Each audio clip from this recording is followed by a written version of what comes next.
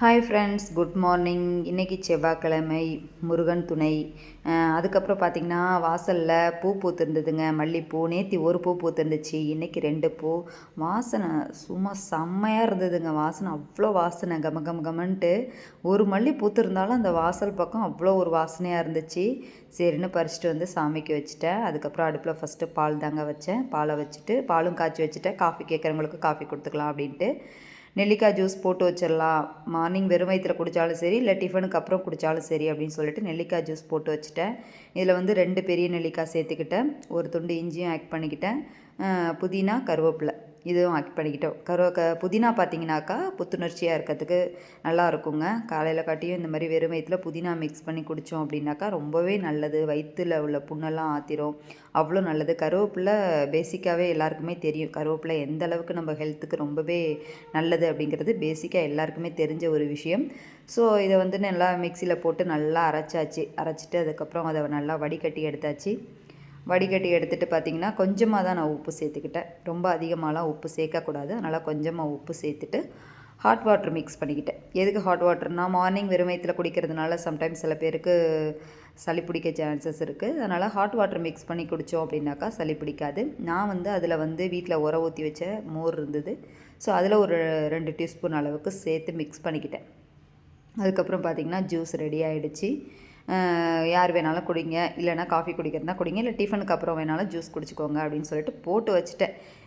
அதுக்கப்புறம் பார்த்திங்கன்னா டிஃபன் செய்ய ஆரம்பிச்சிடலாம் அப்படின்னு சொல்லிட்டு ஒன்றும் இல்லை, சிம்பிளாக இன்றைக்கி வெங்காயம் தக்காளி வதக்கி விட்டு சட்னியும் இட்லியும் தோசையும் ரெடி பண்ணியாச்சு. வெங்காயம் தக்காளி சட்னிலையும் புதினா கொத்தமல்லி நான் ஆட் பண்ணிக்கிட்டேன். ஏன்னா பசங்க நீங்கள் என்ன உப்புமா அந்த மாதிரிலாம் ஏதாவது செஞ்சு கொடுத்தாலும் அதில் கொத்தமல்லி தழைலாம் போட்டால் தனியாக எடுத்து வச்சுருவாங்க அப்படியே.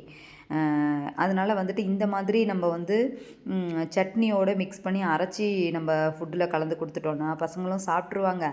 அவங்களுக்கும் ஹெல்த்துக்கும் நல்லது, அதே நேரத்தில் வாசனையாகவும் இருக்குங்க. இந்த மாதிரி சட்னியில் வந்து நம்ம புதினா கொத்தமல்லி போட்டு அரைக்கிறது வாசனையாகவும் இருக்கும். நிறைய பேருக்கு தெரியும். இது வரைக்கும் ட்ரை பண்ணாதவங்க இதை ட்ரை பண்ணி பாருங்கள். இதில் வந்து ஒரு துண்டு இஞ்சியும் கொஞ்சம் தேங்காயும் சேர்த்து தாளிப்பு கொடுத்தோம்னா இந்த சட்னி சூப்பராகவே இருக்கும். நான் தாளிப்புலாம் கொடுக்கல, 2வது தேங்காயும் போடலை. வெங்காயம் தக்காளி பச்சை மிளகா புதினா கொத்தமல்லி போட்டு வதக்கி விட்டு சட்னி ரெடி பண்ணி வச்சாச்சு. சரி, அப்புறம் பசங்களுக்கு இட்லி பண்ணி கொடுத்துடலாம் அப்படின்னு சொல்லிட்டு மார்னிங் டிஃபன் இட்லிங்க. லஞ்ச் வீடியோ என்னால் எடுக்க முடியல. ஸோ அதனால் டிஃபன் வந்து இட்லியும் தோசையும், தொட்டுக்கிறதுக்கு சட்னி.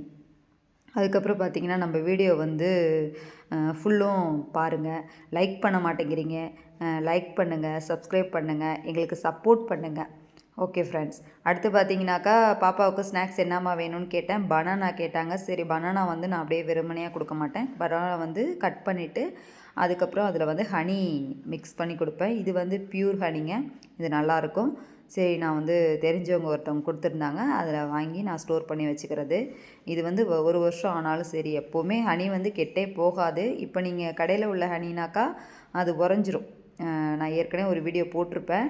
இந்த ஹனி பார்த்திங்கன்னா ஒருத்தவங்க தெரிஞ்சவங்க கொடுத்தாங்க. சரி, அதனால் பனானாவில் ஹனி மிக்ஸ் பண்ணிவிட்டு டேட்ஸ் 2 வச்சுட்டேன். இதை சாப்பிட்டுக்கோமா அப்படின்னு சொல்லிட்டு. பாப்பாவுக்கு வந்து பனானா அப்புறம் மாதுளப்பழம் இதிலலாம் வந்து ஹனி மிக்ஸ் பண்ணி கொடுத்தோம்னாக்கா பாப்பா வந்து இன்ட்ரெஸ்ட்டாக கொஞ்சம் சாப்பிட்ருவாங்க. ஃப்ரூட்ஸ்னால் அவங்களுக்கு கொஞ்சம் இஷ்டம் தான், அதனால் சாப்பிட்ருவாங்க. ஓகே ஃப்ரெண்ட்ஸ், பாய், டாட்டா.